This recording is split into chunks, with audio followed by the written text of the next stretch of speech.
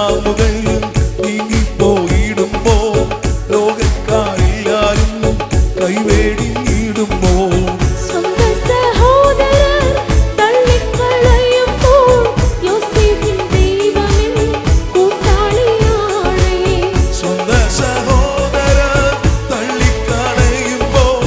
യോസേഫിൻ ദൈവമൻ കൂട്ടാളിയാണ്. ക്രിസ്തീയ ജീവിതം സൗഭാഗ്യ ജീവിതം കർത്താവിൻ